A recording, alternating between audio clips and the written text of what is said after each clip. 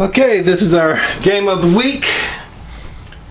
These are not particularly good games, but they're very instructional for the beginner. So let's get started. E4. One of the basic principles in chess, you want to try to control the center. Black responded in the same manner. He's trying to control the center, so this is a king-pawn game. Knight to F3, the knight attacks the pawn. And again, you're moving the knight towards the center, not away from the center. Knight F3, attempting to control the center. Black responds with D6. Now, Black could have developed a piece, especially the knight, which is the usual piece, to develop to C6. He chose to push up his pawn. This move usually causes some problems because now he cannot quickly develop his bishop. But it is a playable move. But you have to decide how you want to develop your pieces, especially this bishop. If you make this move, then you may want to try to fianchetto the bishop and place your other pieces on appropriate squares. But in every opening, before you start moving your piece, you want to decide exactly where you want to develop your pieces, and then adjust to any problems that your opponent may bring to your development process. In this position, White continued with bishop to C4. Now when White pushes up the pawn, it will not be blocking in the bishop. It's a good development square for your bishop. And now we see why Black pushed up his pawn so early. He wanted to restrict this knight. Not exactly a bad idea, but you have to be sure to follow it up with appropriate theories and tactics, and you just have to be very careful. So he pins the knight. The first thing that I would see in this position is bishop takes pawn, knight takes bishop. Bishop takes pawn, king takes bishop, knight checks the king, king moves back, queen takes the bishop.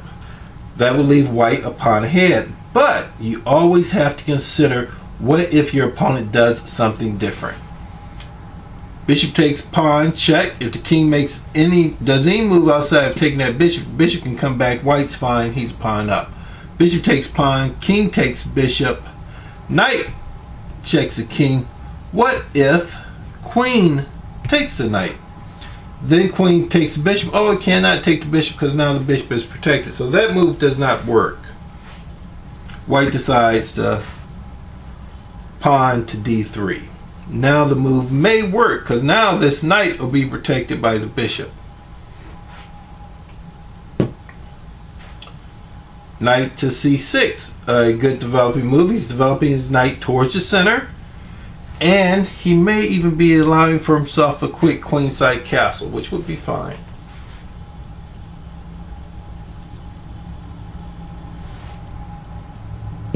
White continues developing his pieces towards the center.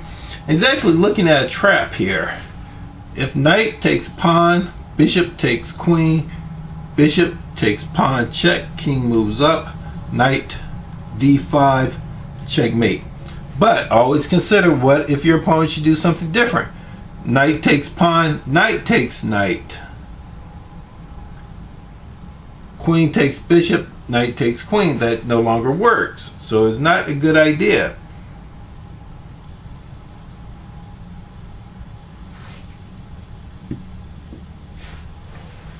Knight to D4.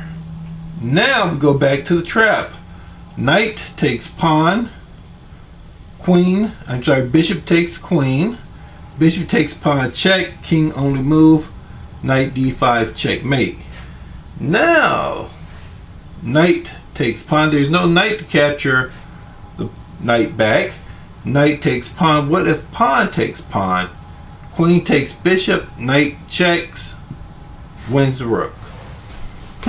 So that's really not a good move, but this very often happens in a chess game. You simply hope that your opponent does not see the correct move. You shouldn't do that but just because you shouldn't do it doesn't mean it doesn't happen. In this position, white actually did capture the pawn. We know that that is not a good move. If pawn takes the knight, white's going to have a problem. Queen takes the bishop, knight takes pawn, king moves over, knight takes rook. Black is a rook ahead. So in this position, what did black do? He did not look deep enough into the position. He saw that he could capture a queen and he took it. He's very happy. He's a queen up to a pawn, but the material doesn't matter if you lose the game. Check. Checkmate. The king has nowhere to go without being in check.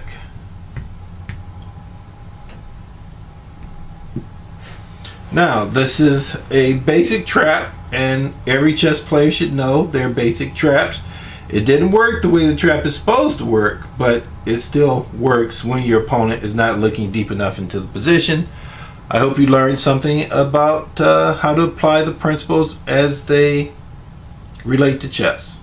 Okay, next time.